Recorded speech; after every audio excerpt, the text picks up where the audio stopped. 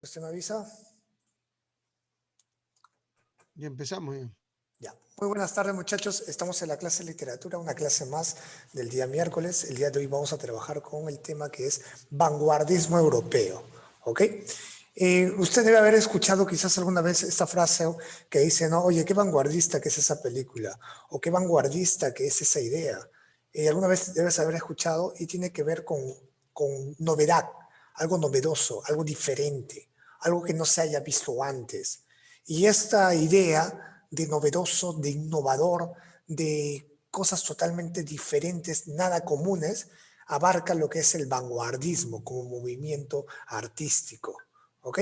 Que no solamente abarcó la literatura, sino abarcó otros tipos de artes, como pintura, música, escultura, diferentes tipos de arte. Pero la vanguardia o el vanguardismo van a ser en distintos puntos de Europa. ¿Ok? ¿Y por qué se llama vanguardismo este movimiento artístico literario? Se va a llamar vanguardismo porque en Francia, cuando empezaban a luchar, el batallón de adelante, el batallón que iba primero al choque, ¿ok?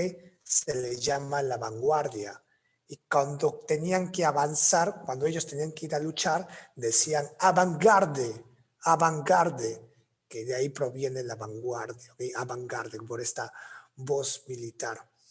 Y ellos, estos vanguardistas, los escritores del vanguardismo, se identifican porque según ellos están adelantados a su época, o sea, están hacia adelante, están adelantados a su época, ¿no? Como te lo he puesto aquí, ¿no? Avant-garde, esta era la frase, ¿no? Que ellos decían, de ahí proviene etimológicamente, ¿ok? Como te dije hace un momento, no acepta o rechaza todo lo que se había hecho anteriormente. Lo rechaza. O sea, está en contra de todo. Está en contra de lo que ya hemos visto. ¿Qué hemos visto? Hemos visto realismo la semana pasada. El vanguardismo está en contra del realismo, está en contra... ¿Qué más hemos visto aparte del realismo? ¿Qué más hemos visto? Romanticismo. Romanticismo, bueno, modernismo no lo he visto, no lo hemos visto, lo vamos a ver cuando lleguemos literatura hispanoamérica, pero está en contra del modernismo, de todos los movimientos literarios que existían, todas las normas literarias que antes se había creado, ¿ok? El vanguardismo se va a rebelar en contra de todo, ¿ok? Se va a rebelar en contra de todo.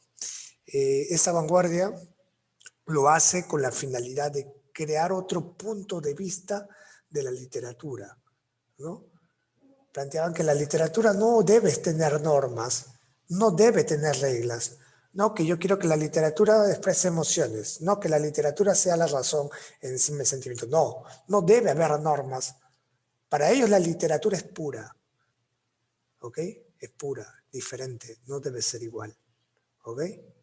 Entonces ellos van a rechazar toda la tradición estética. ¿Qué es estética? Belleza. Todos los conceptos de belleza que anteriormente, por ejemplo, los modernistas te planteaban que el color perfecto era el azul, que el animal de la belleza era el cisne, todas esas cursilerías. Los vanguardistas no. Yo quiero crear un poema, y mi poema, ¿por qué tiene que ser del amor? ¿Por qué mi poema no puede ser de mi chupazo que me acaba de salir acá, un chupazo que tengo aquí? Voy a crearle un poema a mi grano. Mi grano no es HD, si no lo verías. Y no te bromeo, crearon poemas en honor a tus granos que le salía. Crearon poemas en honor al balón de fútbol, al cine. Te hablo que en esa época, porque estamos hablando, porque el vanguardismo se va a ubicar entre, va a nacer y va a surgir, se va a expandir entre esos dos tiempos, entre las dos guerras mundiales. ¿Ok? Entre las dos guerras mundiales. O sea, te estoy hablando más o menos entre qué años. ¿En qué año nació la Primera Guerra Mundial? 1914, bien, me lo dijiste telepáticamente. ¿Y la Segunda Guerra Mundial en qué año termina? La primera comienza en 1914. ¿La Segunda Guerra Mundial cuándo termina? En 1945. Entonces, en estos años, entre estas dos guerras, el vanguardismo va a surgir. ¿Ok? Y todo el concepto de belleza que se creía, lo cambia. Como te dije, ¿no? poemas al grano, poemas al fútbol. Y en esa época, 1914, 1920, se puso de moda el fútbol como un deporte mundial, se puso de moda el cine, ¿ok? Esas cositas, el cine, el fútbol, eran cosas adelantadas, ¿no? Era lo más nuevo que se daba en esos tiempos. Entonces, destruyeron totalmente la sintaxis, el orden de las palabras. Por ejemplo, ¿ves esta imagen que te he colocado acá? ¿Qué representa esta imagen? Esta imagen es una mujer, ¿cierto? Pero si te das cuenta, una mujer con sombrero, si te das cuenta cómo está estructurado. Es un texto, es un poema, pero tiene forma, ¿no? De repente en primaria te han mandado a hacer, ¿no? Este tipo de poemita. Escribir un poema, pero en la forma de una mariposa. Y tienes que describir un poema o un texto con la forma de una figura. Este texto que tú escribes con la forma de una figura, ¿cómo se llama, muchachos? ¿Alguien sabe cómo se llama? Caligrama. Caligrama, muy bien, compañera Ana Pía Pariona. Caligrama. Y aquí en el vanguardismo surgen los caligramas. ¿Ok? No se había visto eso antes. Hay un escritor peruano que se llama Carlos Oquendo de Amaco. Y él escribió 5 metros de poema. Es un escritor peruano representante del vanguardismo, que escribió 5 metros de poema. Y literal, el poema mide casi 5 metros, 4 metros 87, si mi memoria no me falla. Pero mira, si te das cuenta de esta imagen que está aquí, vemos que tú lo abres, es como si fuera un acordeón. Y de verdad mide casi 5 metros, o sea, literal, ¿no? O sea, ellos hacían cosas así, cosas diferentes. Hubo un libro con un solo personaje, Altazor. Un libro con un solo personaje. Más de 500 páginas con un solo personaje. O sea, ellos querían hacer cosas totalmente diferentes. Escribían libros de los sueños, de lo que tú sueñas, lo transcribes y tal como está en tu sueño, tú sabes que los sueños son bien locos, ¿no? Un momento estás aquí, estás caminando, en la siguiente estás en un estadio. Estás hablando y en la siguiente parte estás en una fiesta. O sea, es muy loco los sueños. No sé si te das cuenta, analiza tus sueños, cambias de diferente espacio. Igual, los cuentos, las novelas son así, como los sueños. Va a haber un mismo que te habla sobre ello. Es totalmente diferente. Y en lo diferente está lo bonito, planteaban ellos. ¿Ok? Entonces, la primera característica principal de los vanguardistas es que van a rechazar todo lo anterior. ¿Ok? Toda la tradición, todo lo que ya se conocía, lo rechaza. No al romanticismo, no al realismo, no al modernismo, no a las tendencias y actitudes anteriores. Quieren una ruptura total, ¿no? Así como las personas que han sido marginadas quieren destruir el sistema totalmente igual. Ellos quieren destruir todo el sistema literario. Quieren hacer una revolución artística. ¿Ok? Una revolución artística. Acá en Perú hay varios representantes. ¿Ah? Uno de ellos es César Abraham Vallejo Mendoza, el mayor representante del vanguardismo peruano. Que ya se va a ver. ¿Ok? Desean crear un arte original, provocador, su intención es provocar, su intención es como que meterte una cachetada en el cerebro y decirte, oye, esto es arte, ¿ok? Esto es arte. Es un arte para las minorías, porque no todos van a entender nuestro arte, no todos entienden mi arte, solo pocos, porque mi arte es selecto, ¿me entiendes? No todos entienden mi sentido del humor, es solamente para algunos, ¿ok? Vamos a ver con la siguiente diapositiva. Como ya te había dicho hace un momento, se va a surgir en el siglo XX, entre la Primera Guerra Mundial y la Segunda Guerra Mundial, ¿ok? Entre la Primera Guerra Mundial y la Segunda Guerra Mundial. Escúchame algo muy importante. El vanguardismo está compuesto por varios movimientos pequeños. O sea, varios movimientos pequeños se unen entre todos y originan al vanguardismo. Y esos movimientos pequeños están situados en diferentes países y tienen características muy diferenciadas, ¿ok? A estos movimientos del vanguardismo, ¿cómo se le va a conocer? Se le va a conocer como ismos. Escúchame, a estos movimientos del vanguardismo, ¿ok? A estos movimientos del vanguardismo, ¿cómo se le va a conocer?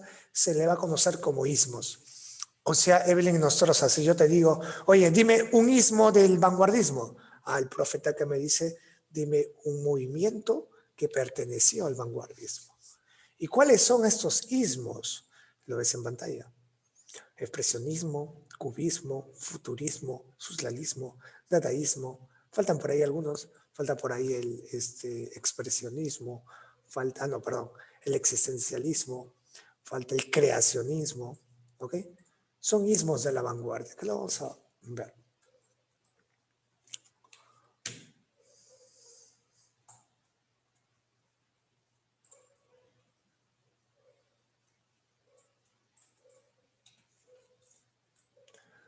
Vamos primero con el expresionismo, y es el que me interesa porque es el escritor que vamos a hablar en este momento. El expresionismo, ¿ok? Es un ismo, uno de los movimientos que al igual que todos van a surgir en el siglo XX, ¿ok? Y va a mostrar el mundo, ¿ok? Según la visión del artista, ¿ok? Va a mostrar el mundo según cómo el individuo, según cómo el artista lo percibe. Y normalmente esta visión del mundo va a ser una visión trágica, desolada, negativa del mundo, ¿ok? Una visión totalmente deprimente, ¿ok? Exagerada, burlescas, pero de una manera grotesca, ¿ok? Van a haber personajes extraños, descripciones intensas, expresiones crudas, ¿no? Vamos a darnos cuenta en una obra que se llama La Metamorfosis de Franz Kafka, cómo la gente reniega porque su familiar se ha convertido en un insecto. ¿Y por qué reniega? Porque ahora ¿quién nos va a mantener? Ya que Gregorio se convierte en un insecto, ¿quién nos va a mantener? ¿Quién va a parar la olla? Esa es la primera reacción de la familia de Gregorio cuando se transforma en un insecto. Y esa es, como te digo, ¿no? La reacción como cruda, ¿no? Fría, frívola, insensible que tiene la sociedad, ¿no? Hoy en día Kafka es un visionario, ¿no? Porque si Kafka viviría para ver cómo es nuestra sociedad en estos tiempos, se daría cuenta que es mucho peor todavía, ¿no? Tú ves que están matando a alguien y en vez de ayudar o llamar a la policía te pones a grabar. Somos más frívolos, ¿no? Somos más frívolos. El expresionismo entonces va a expresar la visión que tiene el artista del mundo, pero una visión deformada, trágica, ¿ok? Trágica. Y va a burlarse de una manera grotesca, absurda de la sociedad, ¿ok? De la sociedad, que esto lo voy a mencionar en un momento cuando hablemos solamente de Kafka, ¿ok? Entonces, por cierto, entonces uno de los representantes del expresionismo es Franz Kafka, ¿ok? El checo, ¿ok? Franz Kafka.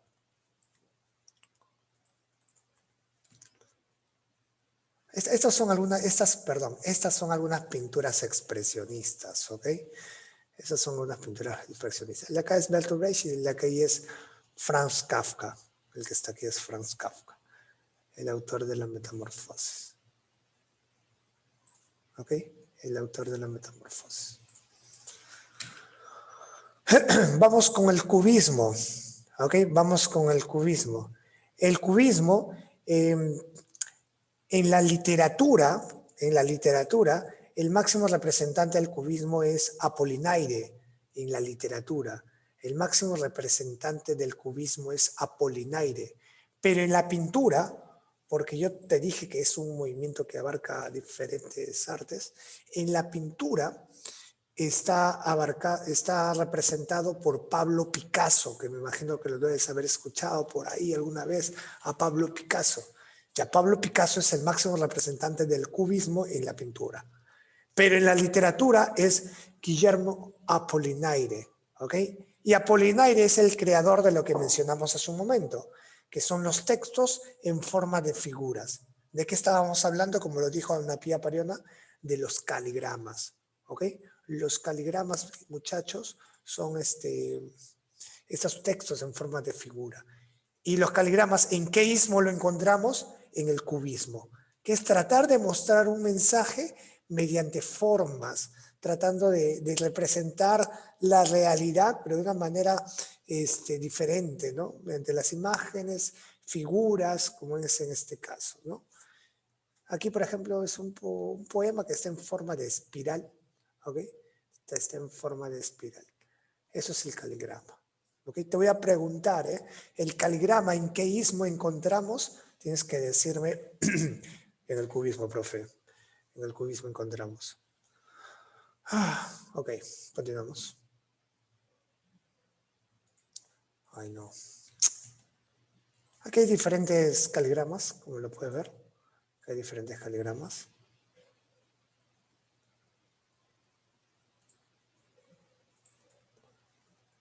Aquí hay diferentes caligramas. Ahora, el futurismo. ¿Quién va a ser el máximo representante del futurismo? El futurismo va a ser representado por Marinetti. ¿Ok? Marinetti, el italiano Marinetti. Futurismo va a resaltar o exaltar la tecnología de esos tiempos, va a exaltar la velocidad, la intensidad, ¿ok? Lo pasional, pero a un extremo muy crudo. O sea, dentro del futurismo vamos a ver cómo valora bastante lo nacional también, lo nacional, la velocidad, la tecnología, ¿ok? Por ejemplo, esta es una pintura o una propaganda futurista, ¿no? Podemos ver, ¿no? Estas figuras, cómo son representadas, ¿no? A ver, vamos a leer que dice, en el manifiesto técnico de la pintura futurista, un grupo de artistas proclamó el nacimiento de una nueva manera de arte, el futurismo inspirado en esta idea.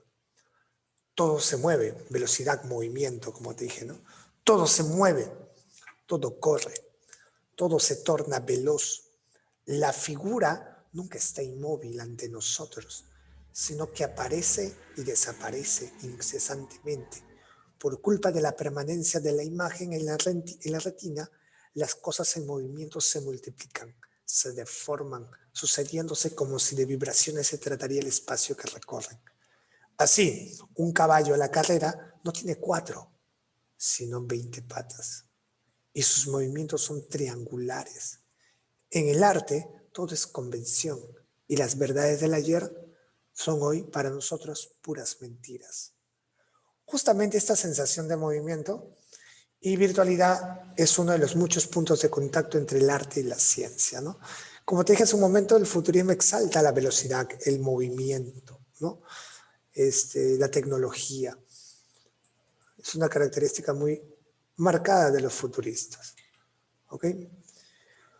Como te dije, el mayor representante es Marinetti, Filippo Tommaso Marinetti, exaltación, admiración por la velocidad, mecánica y técnica, ¿ok? Desprecia totalmente los temas humanos, los temas sentimentales, ¿no? Exalta la acción y la violencia, destruye, aquí algo que me olvidé decirte, destruye mucho los signos de puntuación y te vas a dar cuenta que muchos ismos van a destruir la sintaxis, los signos de puntuación no las van a respetar o no los van a usar o lo van a usar de una manera negativa. ¿Y por qué crees que lo hacen? Porque lo hacen de una manera rebelde, ¿no? Una manera de estar en contra del sistema, en contra de la Real Academia Española. No es que no sepan escribir, sino que era un acto de rebeldía. Y muchos sismos eran así, ¿ok? Muchos sismos eran así, ¿ok?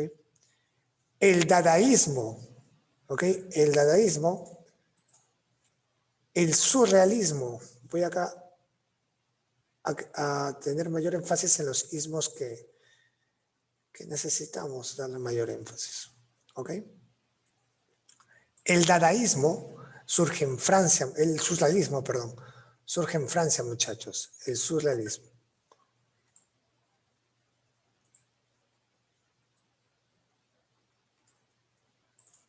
¿Ok? Es el movimiento más importante. El surrealismo va a ser influenciado por Sigmund Freud, ¿Ok? Debes haber escuchado tú en el curso de psicología a este personaje, ¿cierto? A Sigmund Freud. ¿Con qué se relaciona Sigmund Freud? Con el psicoanálisis. Con el psicoanálisis, con el subconsciente, ¿cierto? Y este ismo llamado surrealismo va a jugar con eso, con el subconsciente de la persona, con el subconsciente de la persona. Y te va a mostrar, ¿no? El mayor representante del surrealismo es André Breton, ¿ok? André Breton.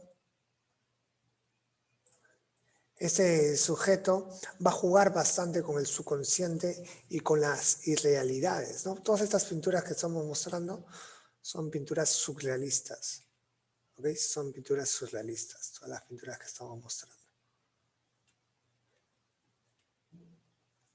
Por cierto, el surrealismo va a nacer del dadaísmo que habíamos visto anteriormente, ¿ok? Va a hablarte sobre el subconsciente. Va a ser onírico. Cuando hablamos de onírico, en la diapositiva dice sueños, pero en otros libros o en alguna pregunta lo puedes encontrar como ismo, que se basa en el mundo onírico, o sea, en el mundo de los sueños, es el surrealismo, ¿ok?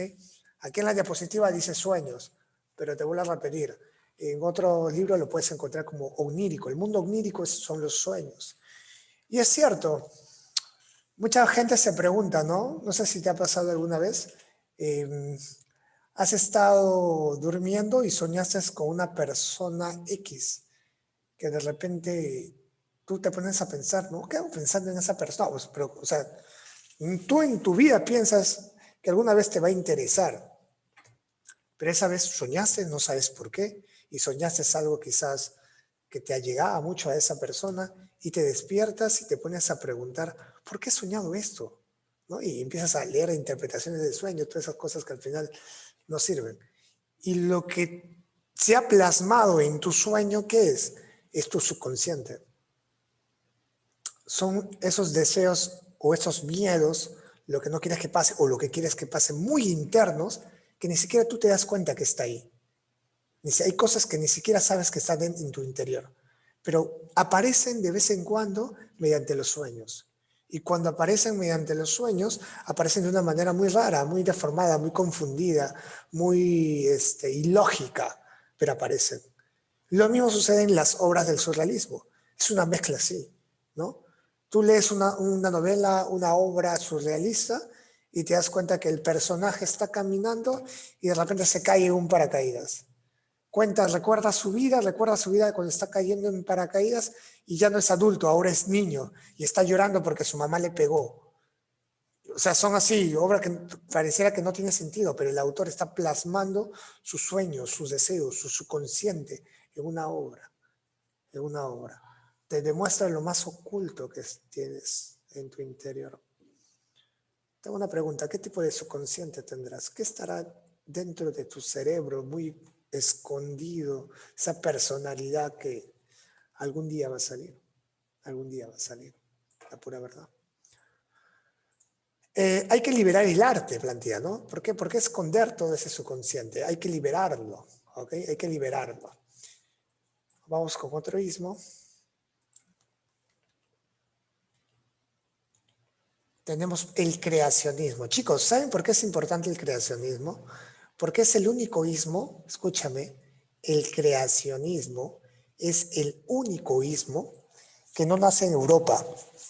Todos los ismos anteriores nacen en Europa. El único ismo que no nace en Europa es el creacionismo. ¿Ok? ¿Por qué? Porque este ismo nace en Chile. ¿Está bien?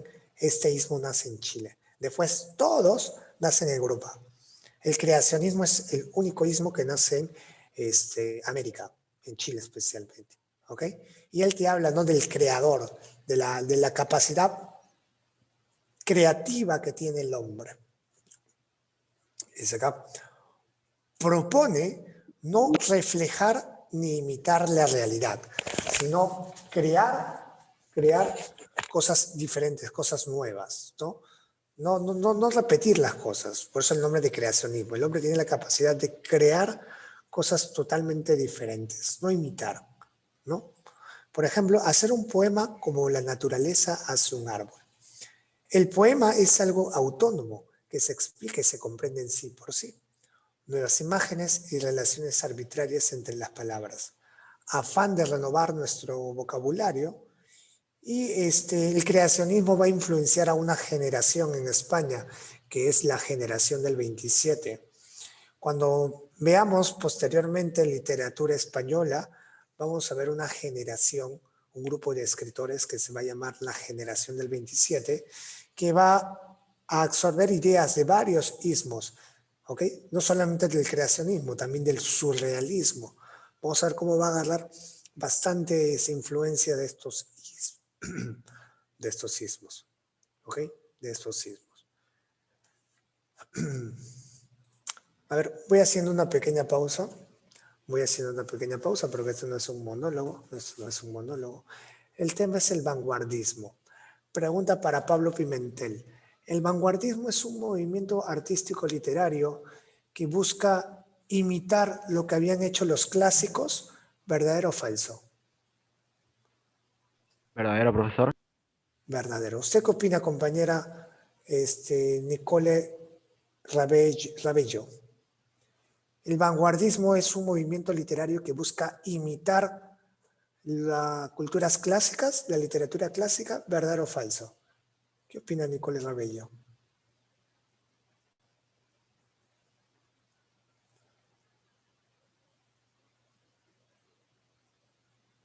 Gracias por ignorarme, Nicole Rabello. ¿Usted qué opina, Leonardo Suárez? Falso.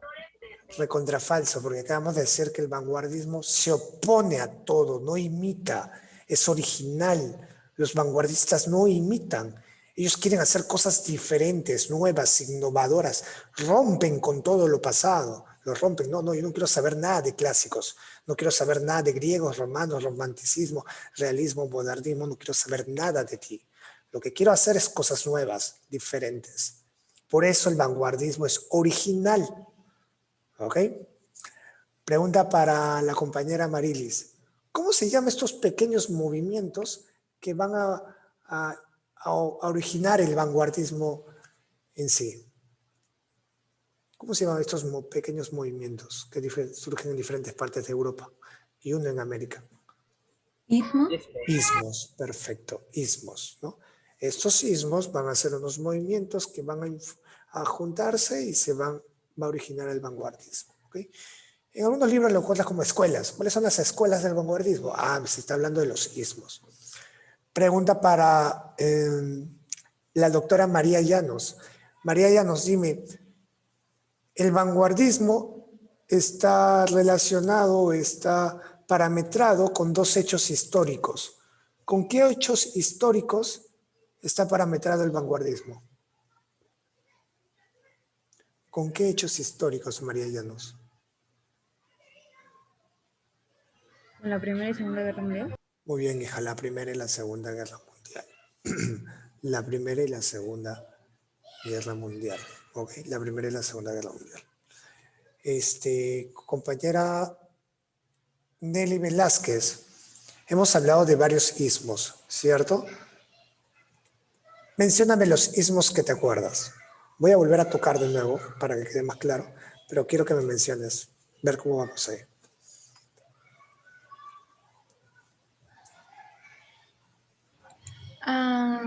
Vanguardismo, romanticismo, neoclasicismo. No. Muchos alumnos se confunden cuando hablamos de ismos, relacionan a movimientos que no tienen que ver porque terminan en ismo. Y pues no.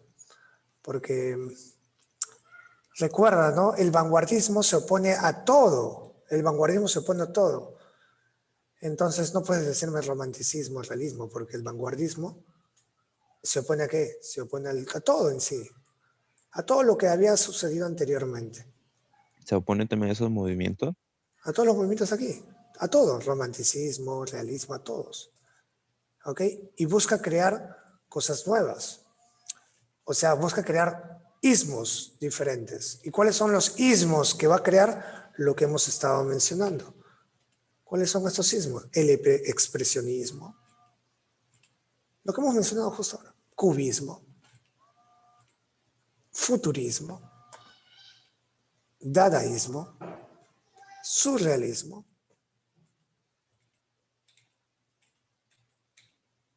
Creacionismo. Hasta ahora 6. Hasta ahora 6. ¿Ok? Esos son ismos del vanguardismo. ¿Ok? Esos son ismos del vanguardismo. Es como que, a ver, vamos a ponernos matemáticos, ¿ok? Vamos a ponernos matemáticos. Clase de primera y secundaria de elementos y conjuntos, ¿ok? Este rectángulo representa el vanguardismo. Y dentro del vanguardismo, ¿qué vamos a encontrar? Movimientos pequeños. ¿Cómo se llamaban estos movimientos? Ismos, ¿cierto? Entonces vamos a encontrar varios ismos. Vamos a encontrar varios ismos. Hemos visto 6 hasta ahora. Hemos visto 6 hasta ahora, ¿cierto? ¿Cuáles son los ismos que hemos visto? Hemos visto, profe, hemos visto el futurismo, profe, que exalta la velocidad, el movimiento. Hemos visto, profe, ese del caligrama. ¿Cómo se llamaba ese ismo que hablaba sobre el caligrama? A ver, tenía que ver con figuras, cubo, creo, cubismo. Claro, estaba el cubismo. Y ese que expresaba una visión deformada de la realidad, expresionismo, profe. Sí, expresionismo. ¿Qué otro ismo había, profe? El que nació en Chile, el único ismo que nació en Chile, porque todos nacieron en Europa. Había un ismo que nació en Chile, ¿cuál era? Creacionismo. Creacionismo, profe, creacionismo. Entonces, este ismo está aquí. Creacionismo, ¿ok? Creacionismo. Había otro ismo que te hablaba sobre el subconsciente, sobre Freud, bueno, sobre lo que decía Freud, no sobre Freud, sobre el subconsciente, sobre el mundo onírico de los sueños. ¿Cuál era ese? ¿Surrealismo? El surrealismo. Muy bien, surrealismo. El surrealismo. Y el surrealismo nace de otro, que es el dadaísmo. ¿Ok? El dadaísmo. El dadaísmo. Disculpe, estoy en clase, no puedo atenderla en este momento. Me da media hora y les devuelvo la llamada, un favorcito. Gracias. Disculpen, chicos. Entonces, todos estos ismos están dentro del vanguardismo. Por ahí me mencionaron, profe, el romanticismo, el realismo. No, estos están fuera. Romanticismo, realismo, todos están fuera. El vanguardismo se opone a todos ellos. Tú, chao, tú no me importas, chao. Los vota, ¿ok? Los vota, ¿ok? Los deja fuera. El vanguardismo acepta solamente los ismos que hemos mencionado. Los ismos son pequeños movimientos del vanguardismo. ¿Ok? Espero que haya quedado un poquito más claro. Muy bien. Entonces, de esos 6 ismos que mencionamos, recuerda, voy a mencionar un representante de cada ismo. Eso es importante que te acuerdes del mayor representante de cada ismo. Del expresionismo tenemos a Franz Kafka. ¿Ok? Que está por aquí. Hay más, obviamente, ¿no? Hay más, ahí puedes ver que hay más. Pero Bertolt Brecht también es importante. Bertolt Brecht y Franz Kafka. ¿Ok? ¿Y qué busca? Porque expresionismo habla de expresar, ¿cierto? Expresa la visión del artista, la visión que tiene sobre la realidad, pero es una realidad deformada, frívola, cruda, deprimente. ¿Ok? No es una visión optimista. Es una visión muy expresionista, muy pesimista. ¿Ok? Cubismo. Recuerda, cubismo tú relaciónalo con caligrama. No formas, figuras. No esos textos en forma de figuras. ¿Quién es el máximo representante acá? Apollinaire. ¿Ok? Apollinaire es el máximo representante. Hay varios caligramas que puedes ver. Futurismo. Futurismo relaciona futuro, tecnología, velocidad, movimiento. Lo relacionas así, ¿no? Futurismo me habla, exalta el movimiento, la velocidad, ¿ok? La tecnología, ¿ok? Nada de sentimental, ¿no? Nada de sentimental. Futurismo. ¿Quién es el máximo representante del futurismo? Filippo Marinetti, ¿ok? Felipe Tommaso Marinetti. Recuerda, ellos exaltan la velocidad, el movimiento, la tecnología, ¿ok? La mecánica. El dadaísmo. El dadaísmo, su máximo representante es Tristan Tzara, ¿ok? Tristan Tzara. El dadaísmo, lo importante del dadaísmo, que gracias al dadaísmo va a surgir otro ismo, que es el de los sueños, ¿no? Surrealismo. ¿Recuerdan el surrealismo? Háblate del subconsciente, ¿ok? De lo que está en tu interior, muy adentro, que lo plasmas mediante los sueños. Eso lo plantea André Breton, ¿ok? Máximo representante del surrealismo, ¿ok? Surrealismo. Y el ismo que surge en América es el creacionismo, el que surge en Chile, ¿no? En Chile. Y su máximo representante es Vicente Huidobro, ¿ok? Su máximo representante es Vicente Huidobro, ¿ok? Para terminar, acá hay otro ismo más, el ultraísmo, ¿ok? El ultraísmo. Aquí hay varios representantes como Gerardo Diego, también tenemos a Rafael Cancinos, o también tenemos al argentino Jorge Luis Borges, ¿ok? Jorge Luis Borges.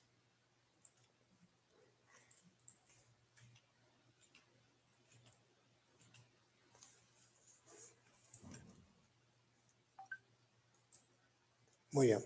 A ver, hasta aquí, ¿alguna pregunta que quieran hacer? Hasta aquí, ¿alguna pregunta que quieran hacer? Hasta aquí, ¿alguna pregunta, alguna duda que quieran hacer?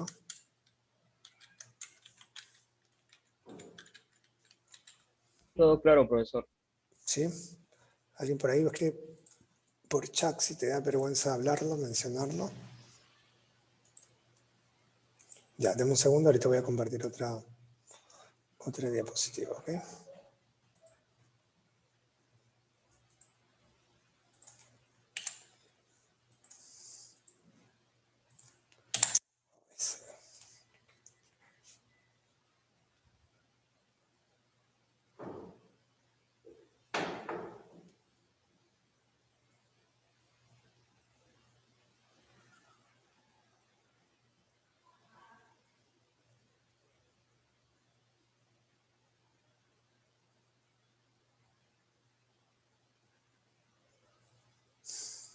Ya.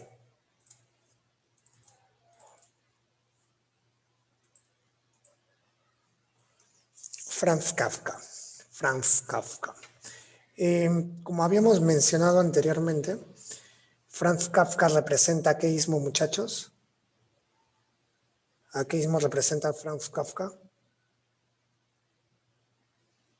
El expresionismo. Muy bien, Franz Kafka representa al expresionismo. Y como habíamos mencionado anteriormente, va a expresar una visión pesimista, una visión deprimente del que tiene el autor, ¿no? Que tiene el autor. Muy bien, Franz Kafka nació en Praga, muchachos, ¿ok? Y la gran parte de sus obras, la escribió en alemán, ¿ok? La escribió en alemán.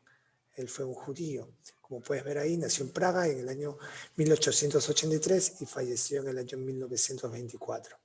En sí, la gran mayoría de los escritores plasman en sus obras cierta parte de su vida, pero quizás muchas veces lo ficcionan, hay cosas que no son reales, pero se basa en algo real, ¿okay? En algo que sí le sucedió. Y eso le pasa a Kafka. Esos traumas o esa visión que tiene él de la realidad, ¿okay? Es por las mismas experiencias que él tiene o ha tenido, ¿no? Esas malas experiencias que ha tenido. Una de ellas es, por ejemplo, la relación que él tenía con su padre, porque su padre era una persona muy autoritaria, ¿no? Muy autoritaria, y esto hace que él tenga una personalidad muy miedosa, muy tímida, ¿ok? Y lo podemos ver plasmado en muchas de sus obras, ¿no? Como algunos de sus personajes no tienen una buena relación con su padre, ¿no? Como lo vamos a ver en la Metamorfosis, ¿ok? Como lo vamos a ver en la Metamorfosis. Entonces, su padre fue comerciante y severo exigente, ¿no? Severo exigente. Despreciaba a su hijo porque era débil y enfermizo, ¿no? Esa situación explica el carácter tímido, retraído y complejo de inferioridad que siempre padecía Kafka, ¿no? Podemos ver con lo que te he hecho hace un momento. Si alguna vez tu padre te ha gritado mucho, o te ha insultado, o un familiar te ha hecho sentir mal, tú sabes lo que se siente, ¿no? Que de repente tu propio papá, tu propia mamá te diga, oye, eres un burro, porque no es igualita a tu hermano, es burro. Si tu papá, tu madre alguna vez te ha dicho eso, es porque vas a entender más o menos cómo se sentía esa frustración, ¿no? De sentir que tus propios familiares te insultan, ¿no? Es una frustración. Kafka exteriorizó su carácter inseguro desde pequeño. Buscaba desesperadamente la soledad, pues era enfermizo y se creía despreciado por su debilidad física. Su salud se quebrantaba en el año 1905, evidenciando un cuadro de tuberculosis en el año 1917. Sufrió de tuberculosis. ¿Okay? Su obra más importante fue La Metamorfosis. ¿Okay? Él antes de morir, le dijo a su mejor amigo, Max Brock, ¿okay? Que queme todas sus obras. ¿Okay? Y su mejor amigo lo consideró en un inicio quemar todas las obras, pero gracias a Dios que no lo hizo, ¿no? Porque si no, no hubiéramos conocido muchas de las obras, ¿no?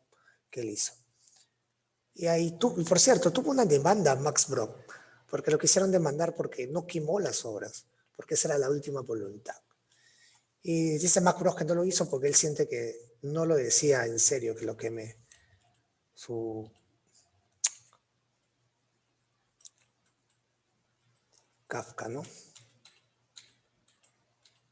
Ok, vamos con la obra más importante de él, que es La Metamorfosis.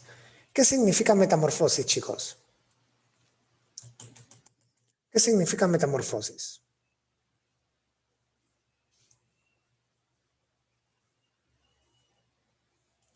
¿Nadie? Transformación. Transformación, ¿cierto? Nosotros nos hemos dado cuenta que hay animales que tienen este proceso llamado la metamorfosis. Por ejemplo, un animal que tenga este proceso conocido como la metamorfosis. La oruga, creo. Y claro, ¿no? La mariposa, ¿no? La mariposa. ¿Qué tiene la metamorfosis? Una transformación física. Otro animal, me parece que son las ranas, ¿no? Porque nace como renacuajo, pececito y también tiene una transformación.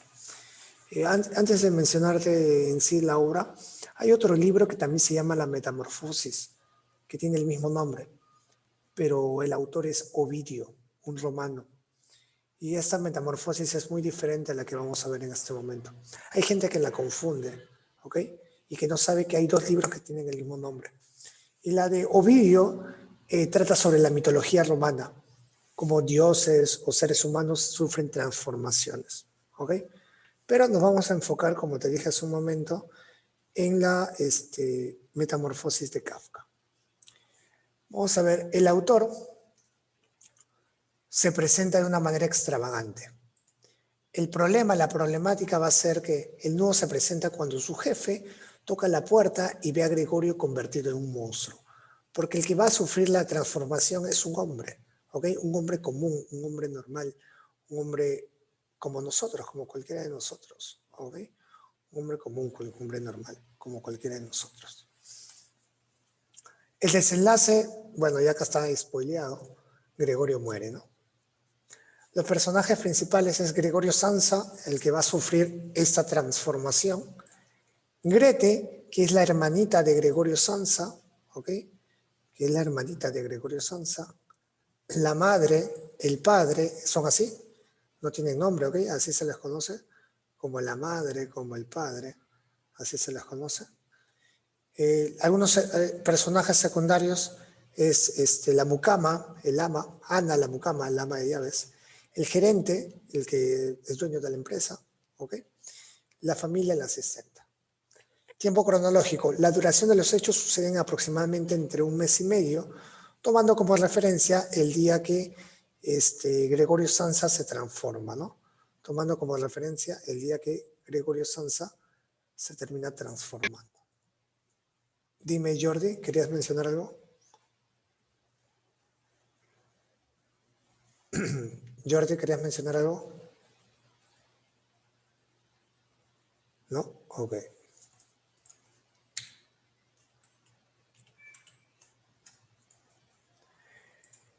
El tiempo psicológico es el mundo onírico, el de los sueños, ocupado por el lugar axial a la configuración de la obra de Kafka.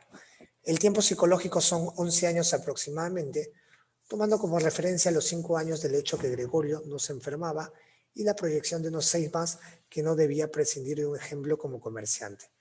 O sea, en su mundo mental, para Gregorio había pasado más tiempo, ¿ok? Para Gregorio había pasado más tiempo. A ver, vamos con la obra en sí. Vamos con la obra en sí. Ya, la obra comienza cuando Gregorio, después de un profundo sueño, termina convertido en un insecto, un animal parecido a un escarabajo, ¿ok? A un escarabajo. No se sabe por qué.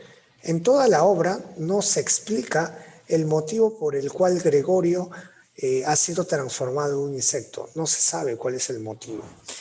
Lo que sí explica, ¿ok? Es la reacción de la familia. Como te había dicho hace un momento, la familia no reacciona de una buena manera, reacciona de una manera negativa, ¿ok? Reacciona de una manera negativa. Especialmente el padre. Todo el mundo, si un familiar se enferma o sufre lo que le pasó a Samsa, ¿cuál sería nuestra primera reacción? Oye, ¿no? ¿Qué hacemos para poder volver a la normalidad con nuestro familiar? Pero ellos se preocupaban solamente porque él ya no podía trabajar. Y como él era el que mantenía a la familia, se empieza a molestar.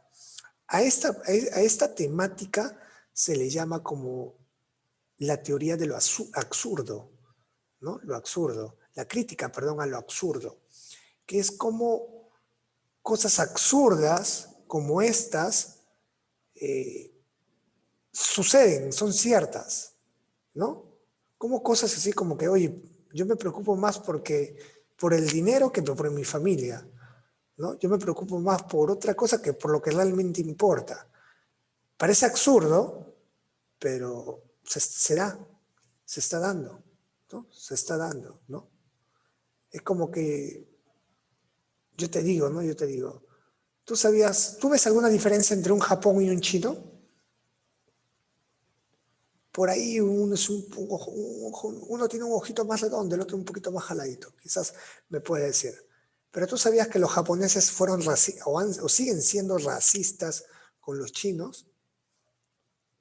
¿Te parece algo absurdo? Porque para ti todos los jaladitos son iguales, ¿sí o no? Es absurdo, pero existe.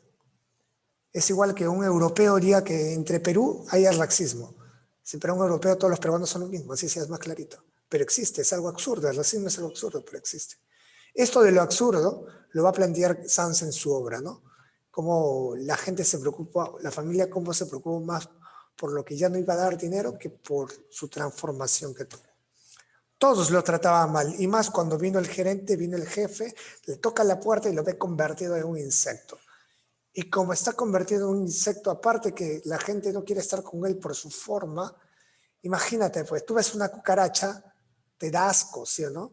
Huele feo. Imagínate una cucaracha tamaño de metro y metro 80. Debe ser más asqueroso, ¿no? Su hediondo olor, según la obra, un hediondo olor botaba y hacía que todos se asqueen, ¿no? Por eso lo tenían encerrado en el cuarto, no le dejaban salir. Parecía un presidiario. Tenía una pequeña abertura donde ingresaba la comida nada más. Pero había un personaje, solo un personaje, que le tenía estima, que le tenía cariño. Un solo personaje que le tenía estima, que le tenía cariño. ¿Quién era ese personaje que le tenía estima, que le tenía cariño? Su hermanita, su hermana Grete. Su hermana Grete era el único personaje, o Greta, ¿no? En algunas traducciones. era la hermana menor de Gregorio Samsa, ¿ok? Que era la única que le daba la comida, lo trataba bien. Hasta que, por cierto, Grete tocaba, tocaba el violín, ¿ok? Grete tocaba el violín. Hasta que un día vinieron a verla, a escucharla tocar a Grete.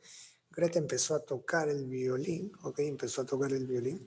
Y en una de esas, Gregorio Samsa empieza a llamar a Grete, ¿no? Empieza a llamar a Grete. Empieza a querer salir del cuarto para poder escuchar la música, ¿ok? Que estaba tocando Grete en ese momento.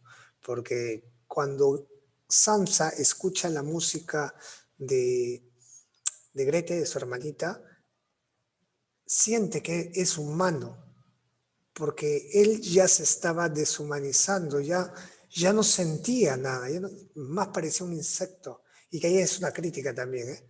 Que el ser humano ya se está deshumanizando. Pero la música de su hermana le hacía recordar que todavía era humano, ¿no? Entonces, en ese momento, Grete sigue tocando. Las personas que le estaban escuchando miran ese ser horrible y que olía feo, que se estaba acercando.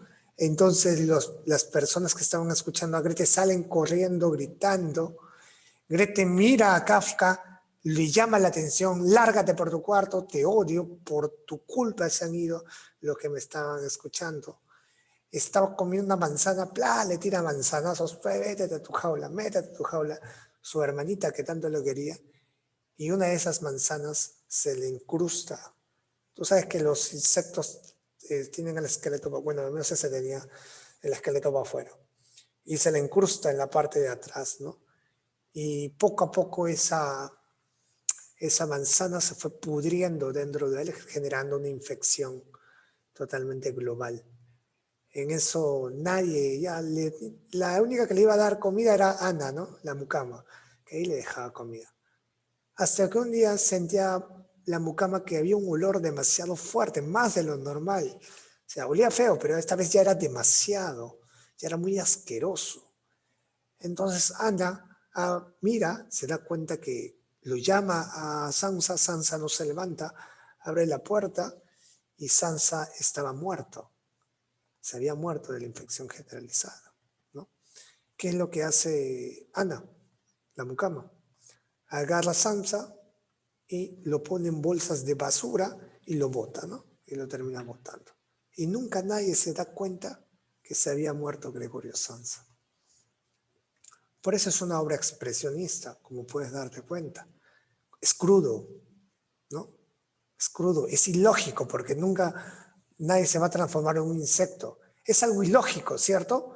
Pero esconde verdades, esconde una visión totalmente podrida de nuestro mundo, ¿no? De nuestra sociedad. Pero te digo que somos así, ¿no? Somos así. Te digo que somos así. La sociedad está apuntando a ello. Muy bien, chicos, saca tu separata.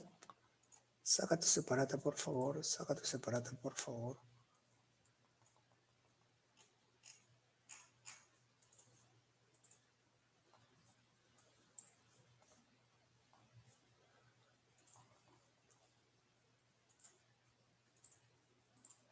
Saca tu separata, te la comparto.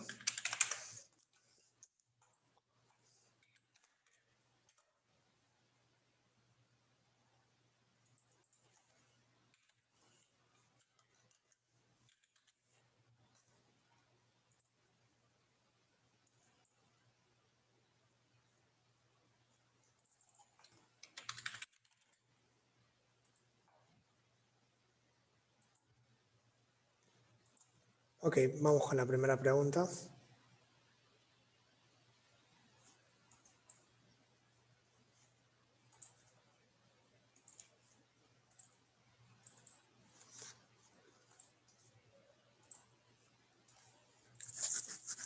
¿Qué es vanguardismo europeo?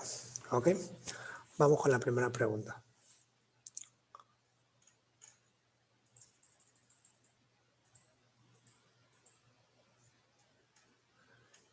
Es un tópico recurrente en la narrativa de Franz Kafka. Es un tópico recurrente en la narrativa de Franz Kafka.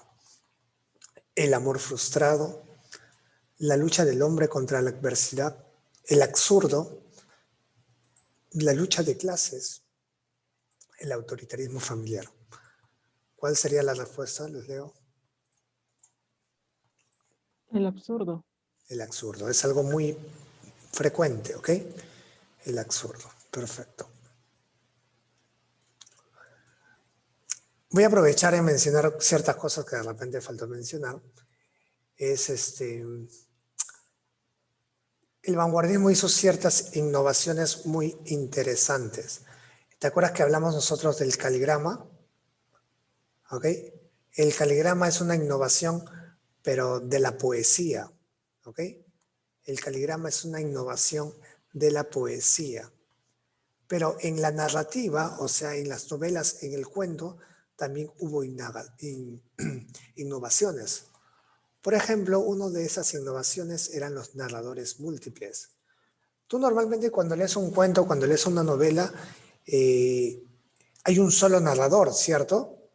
Pero cuando aparece el vanguardismo ya no va a haber uno. Ahora va a haber varios narradores que van a contar la historia. Y por cierto, va a haber momentos en el cual el narrador ya no lo sabe todo. Anteriormente, antes del vanguardismo, el que narraba la historia lo sabía todo, por eso es el narrador. Pero cuando llega el vanguardismo, el narrador ya no lo sabe todo. O a veces el narrador te cuenta una historia falsa. Y esta temática de narradores mentirosos, o sea, narradores que te cuentan una historia y después ves que la realidad es otra, es algo que normalmente no se ve, no es común, ¿cierto? Esto lo tomaron varios, es como la base de muchos videojuegos que actualmente tienen esta temática, ¿no? Hay muchos videojuegos, por ejemplo, la pasada estaba jugando uno en una consola, en un PC, perdón, que el narrador me decía lo que tenía que hacer en el juego, pero cada vez que yo jugaba, tal como me decía el narrador, moría. O sea, yo no tenía que hacerle caso al narrador, porque cada vez que yo le hacía caso al narrador, moría. Y tenía que seguir por mi inteligencia, darme cuenta de las pistas que dejaba y del mensaje oculto que me decía el narrador para darme cuenta qué era lo que realmente tenía que hacer. Y este videojuego toma de una de las características de la narrativa vanguardista, ¿no? Muchos de los videojuegos, películas, toman, por ejemplo, el famoso flashback, ¿no? ¿Qué es un flashback? Es presentar el pasado mediante recuerdos, ¿no? Ese flashback nace aquí, en el vanguardismo, en las novelas narrativas, en las novelas vanguardistas. Esa manera de hacerte ver lo que sucedió antes mediante recuerdos. Otro es la fragmentación del tiempo. Otra es la fragmentación del tiempo. Tú estás acostumbrado a leer un inicio, un nudo y un desenlace. Pues no. Con esta fragmentación del tiempo yo si quiero puedo comenzar con el final. O puedo comenzar con el medio. O del inicio me puedo ir al final y después voy al medio y regreso al final. O sea, esa manera es fragmentar el tiempo. No sé si te has dado cuenta, ¿has visto la película Deadpool? Si te das cuenta en la película Deadpool, en la número 1, ¿cómo comienza la película Deadpool? Comienza Deadpool peleándose en un puente. Y desde ahí, él mientras está peleándose con varios delincuentes, retrocede el tiempo, ¿no? Hasta donde él todavía tiene cabello y no se ha transformado. Y la historia va recurriendo y vuelve a ese punto y de ahí continúa, ¿no? Hay obras que comienzan con el final. Por ejemplo, Crónica de una muerte anunciada de Gabriel García Márquez. Ya comienza muerto. Pero lo que nosotros tenemos que descubrir es cómo murió. Pero él ya sabe que va a morir. Fragmentación del tiempo. ¿Ok? Ya, y de todos ellos, de todas estas alternativas, ¿cuál es la que no es elemento narrativo? Porque es un elemento poético de los poemas. De todos ellos. El caligrama. Caligrama. El caligrama, porque el caligrama se utiliza no se utiliza en la narrativa, ¿no? Entonces aquí la respuesta es la E. Caligrama. Fue la primera vanguardia literaria de Europa, apareció en 1909 y tiene como líder a Filippo Marinetti. Filippo Marinetti. ¿Qué ismo plantea Marinetti? Escúchame, yo te ayudo. Yo te ayudo, ¿ok? Este ismo exalta la velocidad, el movimiento, ¿ok? Este ismo exalta la velocidad, el movimiento, la Futurismo. tecnología. Muy bien, el futurismo es la respuesta, pues. Número 4. Vanguardia, que consiste en plasmar el mundo onírico de los sueños a través de la obra de arte. Consiste en la manifestación del psicoanálisis, Freud, en el arte. ¿Cuál sería la alternativa? Surrealismo. Surrealismo. Surrealismo. El surrealismo es el ismo que te habla sobre el arte, sobre el subconsciente, ¿no? El mundo de los sueños oníricos.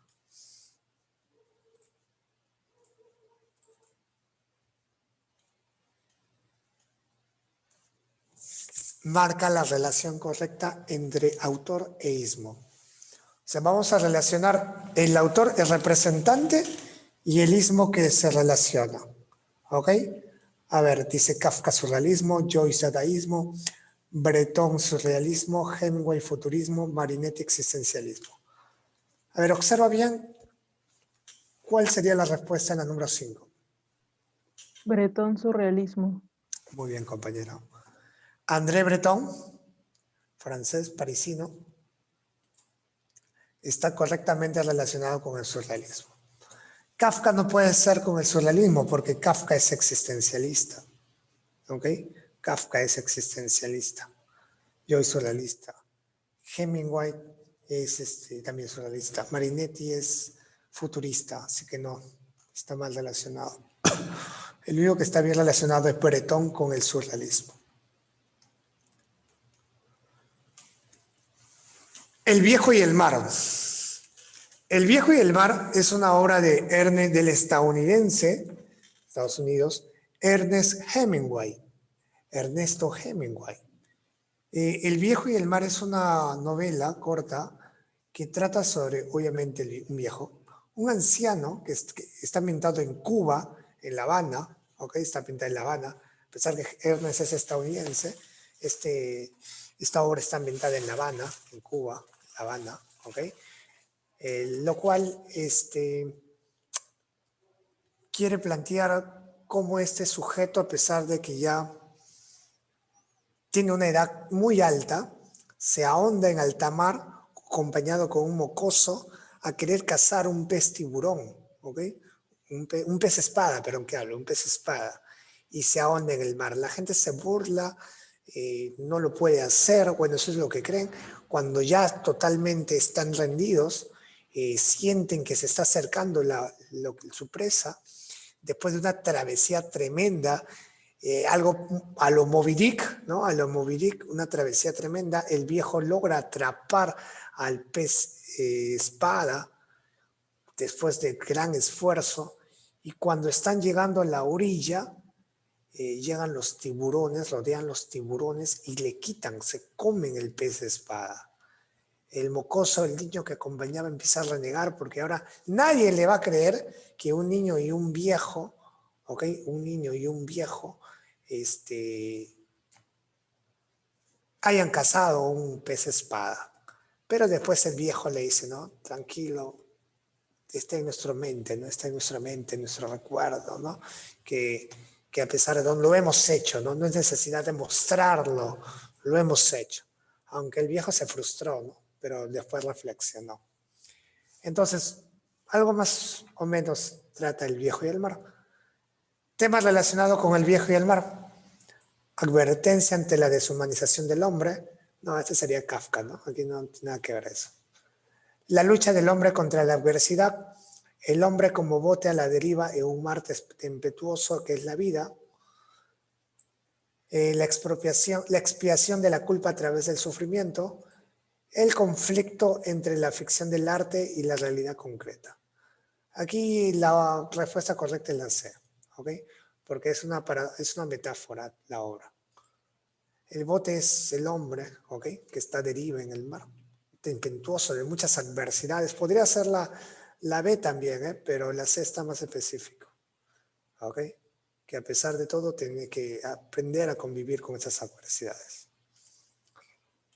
La número 7. Los hechos del viejo y el mar se desarrollan en... Cuba.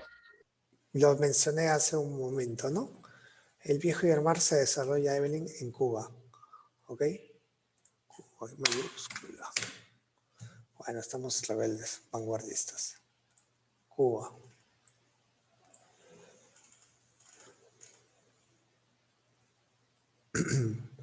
Número 8. La narrativa contemporánea en relación a los planos temporales está influenciada por A, el arte cinematográfico, B, el teatro de la vanguardia, C, los conflictos bélicos, D, la realidad compleja, E, el vanguardismo narrativo.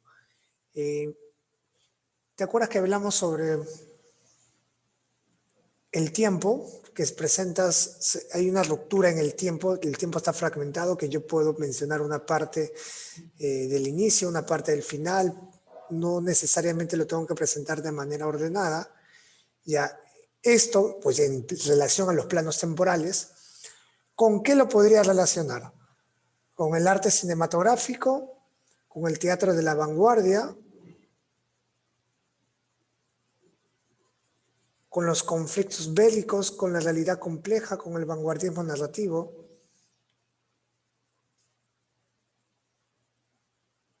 ¿Con qué lo podría relacionar? Esto de romper los planos temporales, ¿a qué ha influenciado? Vamos, te di el ejemplo de Dick Poole. El arte cinematográfico. Claro, bueno, porque el arte cinematográfico recoge todas estas técnicas, ¿no? Flashback, narradores múltiples. Hay muchas películas que no son muy conocidas y que son unas obras de arte, ¿no?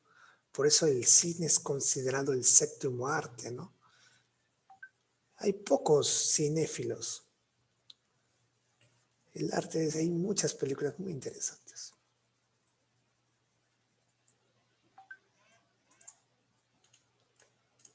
Número 9.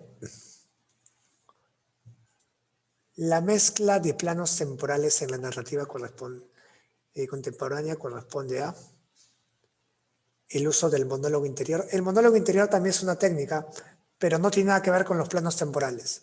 ¿Alguien sabe qué es el monólogo interior? ¿Hablar con uno? Lo que piense el personaje. Claro, hablar con uno mismo o ver el pensamiento del personaje, lo que está pensando en ese momento, ¿no? El monólogo interior. Ruptura del orden cronológico, la narración omnisciente, la visión universal del hombre, el procedimiento narrativo. La mezcla de planos temporales, ¿con qué lo podemos relacionar? ¿Con la B? La visión universal del hombre, no. No, la B, la B. La B, la ruptura del orden cronológico. Claro, es la B de bueno.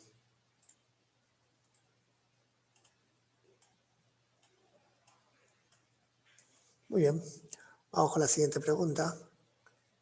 El fluir de la conciencia del personaje es un procedimiento narrativo conocido como, o sea, que la conciencia fluya, que los pensamientos fluyan, ¿no? Lo que mencionó hace un momento Leonardo, ¿no? Que los recuerdos, el pensamiento, lo que está pensando en ese momento el personaje, nosotros lo podamos leer. Pregunta para... ¿habrá alguien que no haya participado en toda la clase? Rosemary, ¿Cuál sería la respuesta de la 10? El fluir de la conciencia del personaje es un procedimiento narrativo conocido como... La E. Muy bien, princesa. Monólogo interior. Perfecto. La siguiente, la número 11.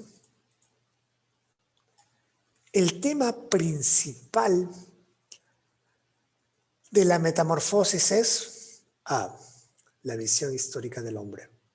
B. Religiosidad atormentada. C. Alineación del sujeto moderno. D. La lucha del hombre contra la naturaleza. E. La explotación de los hijos por los padres. ¿Cuál sería la respuesta, muchachos? La D. Lucha del hombre con... La B. D de dado, B de bueno. D de dado.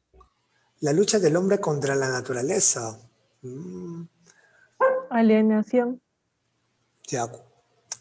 Visión histórica del hombre. En algún momento se habló del hombre histórico, de un hombre que haya marcado historia o un hecho importante. No. Religiosidad atormentada. Aquí tiene que ver Diosito, la iglesia, no tiene nada que ver.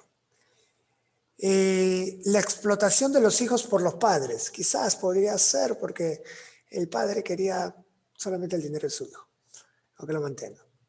La lucha del hombre contra la naturaleza. ¿En algún momento se ve eso? ¿En qué parte se ve que el hombre lucha en contra de la naturaleza? No. La alienación. ¿Qué significa alienar? ¿Qué significa alienar? O sea Perder que, la identidad. muy bien, pierdes tu identidad y te adaptas a lo que está en un espacio que no eres tú o que ya estás formando parte y estás dejando de ser tú mismo, ¿no? Por eso cuando tú te vas a Argentina y regresas, oye, pelotudo, de un quilombo se va a armar, oye, lo bonito, tú eres peruano. O como cuando tu enamorado o tu enamorada es venezolana y tú que, chamo, mamá huevo, tú eres peruano, insulta bien. Te estás alienando, o sea, estás perdiendo la identidad. Y sí, en este caso, la alienación, porque este hombre está dejando de ser él y se está volviendo alguien frívolo, ¿ok? Se está volviendo una persona que ya no es humana. Por eso se habla también, perdón, de la deshumanización del hombre, ¿no? Porque el hombre se está deshumanizando. ¿Hace cuánto tiempo que no le dices te amo a tu papá? Hace tiempo que no le dices te amo. ¿Te das cuenta cómo te deshumanizas? ¿Por qué no le agarras, lo abrazas y le das un beso? ¿Qué importa que sea hombre? Te está deshumanizando, pues. Profe, no tengo papá. Tu tío, tu abuelito, alguien tendrás. 12. En la metamorfosis de Franz Kafka, la transformación de Gregorio Samsa puede interpretarse como... Es una interpretación, ¿eh? No es literal, ¿no? No se comió algo, ¿no? No, es una interpretación. La metamorfosis de Franz Kafka, la transformación de Gregorio Samsa puede interpretarse como A. El drama del individuo en la sociedad postmoderna. B. El rechazo del protagonista a asumir una responsabilidad. C. La insatisfacción del hombre ante su destino. D. Una pesadilla que ha tenido el protagonista sobre el futuro de la humanidad. E. Una metáfora de la deshumanización contemporánea. Está sencilla. ¿Cuál es la respuesta en la número 12?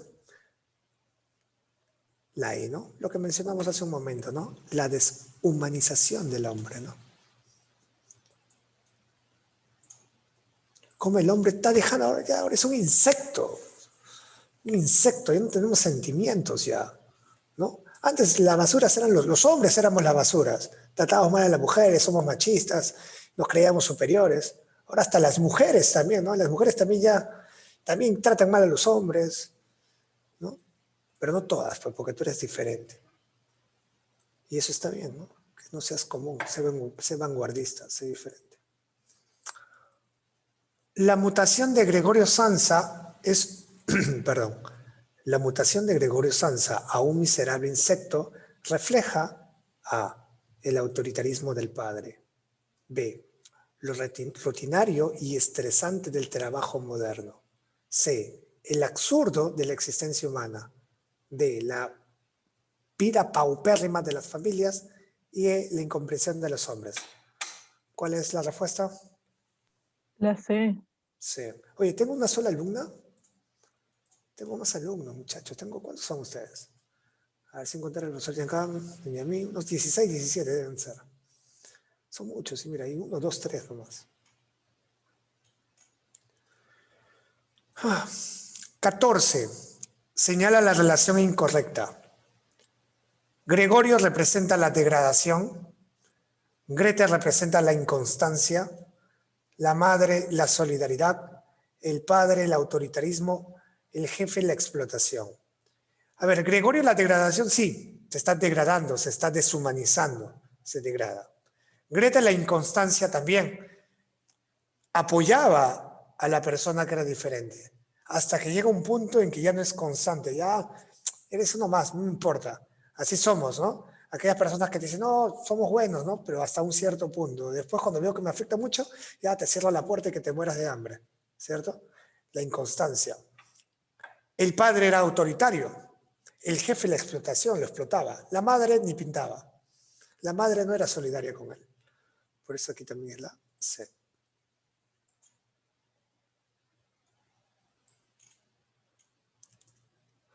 Indique un rasgo formal de la metamorfosis. Usa el monólogo interior. Está narrado en primera persona. Desorden cronológico, narración lineal, lenguaje complejo. Ok, aquí relacionándolo con, con la obra. Por ejemplo, aquí se ve mucho el monólogo interior, cómo Kafka habla con él mismo, cómo Kafka empieza a alucinar y a perder la conciencia hasta el plano temporal, ¿no? No saben cuántos días han pasado, si ha pasado años. Y por último, indica lo ajeno a Kafka. ¿Es expresionista Kafka, sí o no? Sí. Sí. ¿Usa técnicas vanguardistas, sí o no? Está utilizando un monólogo interior, rompe los planos temporales. También utiliza técnicas vanguardistas. ¿Crea hechos absurdos? Sí. También. Ah, por cierto, él estudió Derecho. Y sí, se influencia de lo que él estudió. ¿Ok? Un estilo sobrio. O sea, un estilo tranquilo. No, es un estilo muy, muy duro, muy crudo. Así que la letra D de dado. ¿Ok? Muy bien, muchachos. Nos vamos a quedar hasta aquí. Ya hemos terminado las preguntas. Nos vamos a quedar hasta aquí. ¿Ok, chicos? Muy bien. Cuídense mucho. Espero que hayan aprendido algo. Miren el video, miren la grabación, repasen. El ingreso depende de ti. Y nos vemos. Que tengas un bonito fin de semana. Chao. No, profesor, muchas gracias.